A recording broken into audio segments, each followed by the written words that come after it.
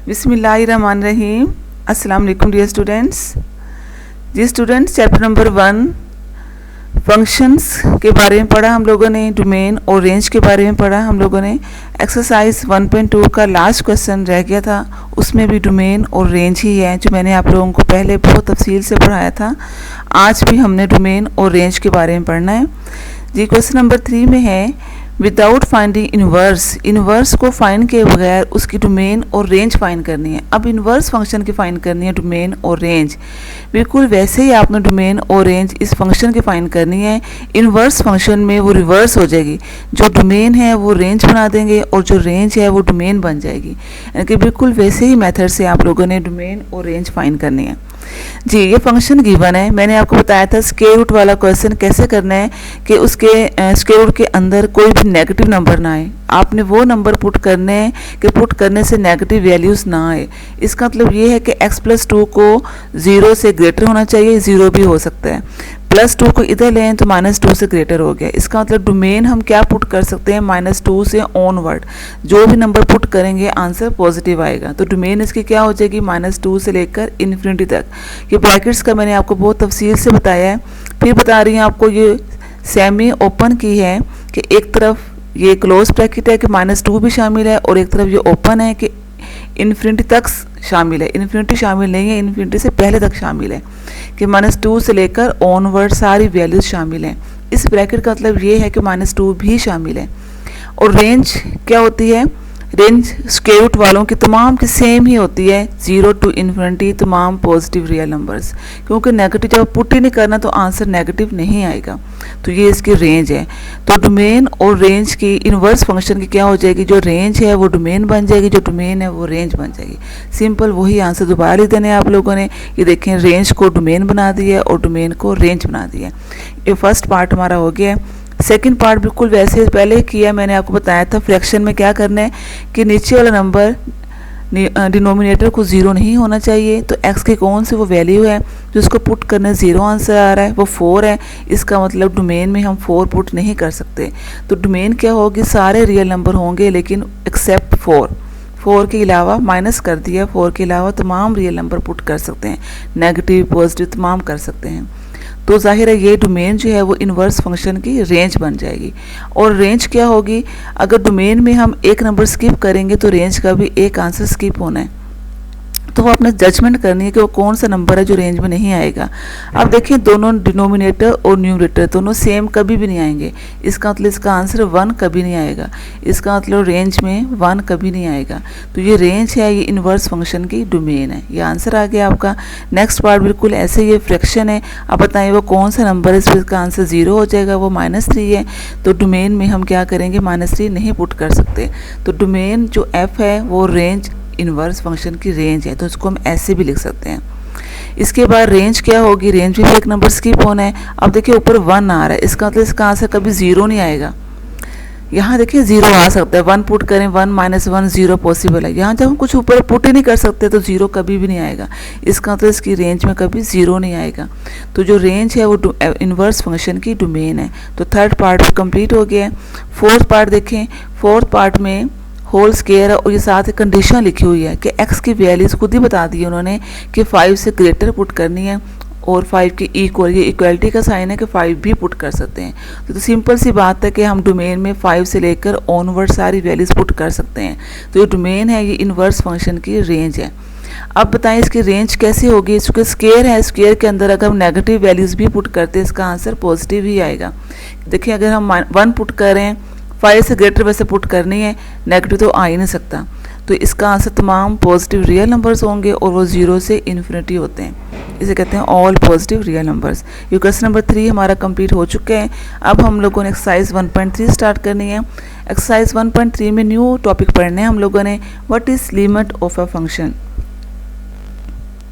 Ji limit of function के बारे में थोड़ा सा एक्सप्लेन करूँगी आपको कि लिमिट क्या है। Limit x tends to a f of x equal l है। अब limit x tends to a का मतलब क्या है, x टेंस टू a के हैं या x अप्रोचेस टू a के हैं, इसका मतलब एक ही है। अप्रोचेस टू a मीन्स कि x जो है a के x की वैल्यू a के इक्वल आ रही है, वो बिल्कुल ए के इक्वल नहीं है, लेकिन हम उसको ए के इक्वल सपोज कर सकते हैं। जैसे मैं आपको एग्जांपल दे रही हूँ, लेट x टेंड्स टू 2, इसका मतलब ये है कि x की वैल्यू 2 तक जा रही है, लेफ्ट साइड से भी राइट साइड से भी। कैसे देखें, इसे 2 है, ये लेफ्ट साइड से है, लेफ्ट साइड से 2 से कम कि 1.99, इसको हम 2 लिख ही सकते हैं। देखिए अब 2 की इक्वल नहीं है, लेकिन हम इसको 2 लिखते हैं, राउंड करके 2 लगा सकते हैं। अगर राइट साइड से आए तो 2 से ग्रेटर, जैसे 2.001 होता है, इसको हम इक्वल 2 लगा सकते हैं। अगर राउंड करें इसको हम ड्रॉप कर देते हैं और 2 आ जाता है। अब देखें ये बिल्कुल 2 के इक्वल नहीं है, लेकिन हम इसको फिर 2 के इक्वल ही सपोज करके राउंड करके 2 ही सपोज करते हैं। इसे कहते हैं कि limit x approaches to a, कि जब भी वो फंक्शन होगा आपने इस x को इस a के इक्वल ही इस फंक्शन में पुट कर देना है। पुट करने से जो आंसर आएगा वो l है, कोई भी कॉन्स्टेंट नंबर है जो कि आ सकता है। अब क्वेश्चन से मज़ीद आपको एक्सप्लेन करती हूँ जी। क्वेश्चन से एक्सप्लेन करती हूँ। एक्सरसाइज 1.3 स्टार्ट करते हैं। क्वेश्चन नंबर 1 देखें, evaluate each limit by using theorem of limit. जी ये क्वेश्चन नंबर 1 है। लिमिट x टेंड्स टू 3 या x अप्रोचेस टू 3, ये फंक्शन है f ऑफ x। अब देखिए x की वैल्यू 3 के नियर है, या 3 से लेस हो सकती है, 3 से ग्रेटर हो सकती है, लेकिन हम उसको राउंड करके 3 के इक्वल ही लिखेंगे कि आप इस x की वैल्यू क्या पुट कर देंगे 3, तो 3 2 6 + 4 10। सिंपल सा ये आंसर है। तो ये MCQs में भी आ सकते हैं, आपको शॉर्ट क्वेश्चन में भी आ सकते हैं। तो क्वेश्चन नंबर 1 बहुत ईजी है, इसके मेरे ख्याल 3-4 पार्ट्स हैं। सेकेंड पार्ट देखें, सेकेंड पार्ट में क्या है, लिमिट x टेंड्स टू 3 है। हाँ सेकंड पार्ट बिल्कुल ऐसे ही वो मैंने छोड़ दिया है। ये थर्ड पार्ट है। थर्ड पार्ट में लिमिट x टेंड्स टू 3 है। अब देखिए फिर x को 3 पुट कर देना है, 3 पुट करने से सॉल्व कर लिया, 16 का स्क्वायर 4 आंसर आ गया। इसका नेक्स्ट फोर्थ पार्ट भी ऐसे ही है, 5 भी ऐसे ही है, 6 मैंने फिर दोबारा से 6 कर दिया है, 6 भी तकरीबन ऐसे ही था, लेकिन फिर इसको भी देख लें आप, x को 2 पुट कर देना, बस x को 2 पुट कर दिया हम लोगों ने। तो 2 का क्यूब 8 होता है, 8 + 1, 2 का स्क्वायर 4 + 5 9, दोनों 9 बन गए, कैंसिल हो जाएगा 0, इसका आंसर है। देखिए बहुत आसान क्वेश्चन है, उम्मीद समझ आ गई होगी आप लोगों को। क्वेश्चन नंबर 2 देखें, वो भी तकरीबन ऐसे ही है। क्वेश्चन नंबर 2 में देखें, अब लिमिट x टेंड्स टू -1 है, ये फंक्शन है।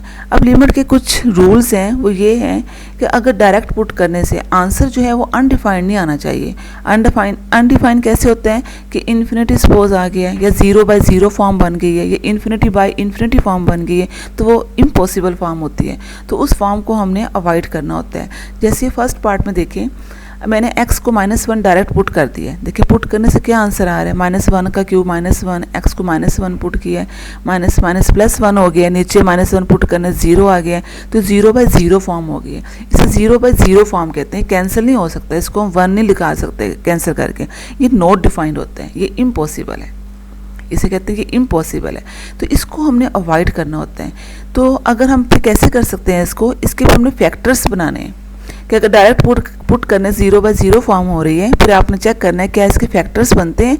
जैसे देखें यहाँ से फैक्टर कैसे बनेंगे, x कॉमन है, x कॉमन लेने से x के -1 आ गए, इसके अगेन फैक्टर्स बन रहे हैं, अगेन फैक्टर बनाए x -1, x + 1 आ गए। अब ये कैंसिल हो रहा है,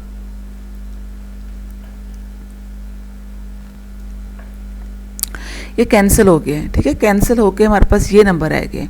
अब यहाँ आपने x की वैल्यू क्या पुट कर दी है, -1, तो -1 पुट करके सिंप्लीफाई किया तो 2 आंसर आ गया। अब देखिए 0/0 फॉर्म ख़त्म हो गई है।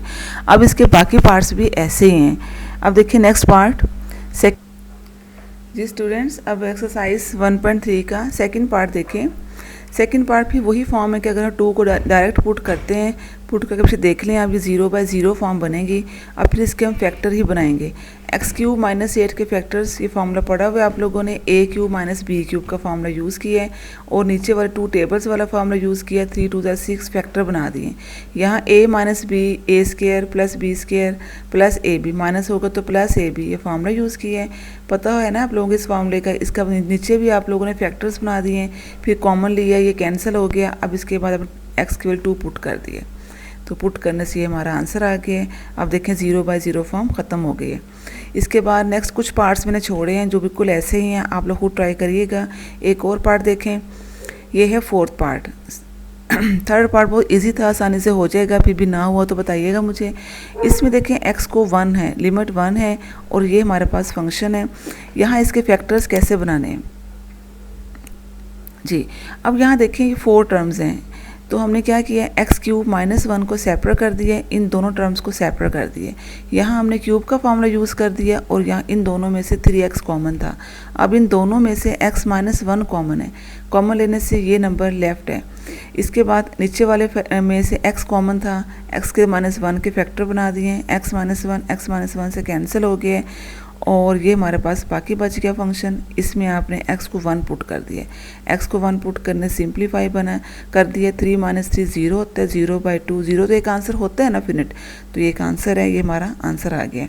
इसके बाद 6 पार्ट के बाद बेटा नेक्स्ट 7 पार्ट इजी है। लास्ट 3 पार्ट्स मैंने करवाने हैं आपको, उसमें ज़रा चेंज है। बाकी पार्ट्स आप कोशिश करिएगा, ना हुआ तो मुझे बताइएगा, ठीक है। नेक्स्ट टॉपिक के लिए नेक्स्ट तक अल्लाह हाफिज़। ओके।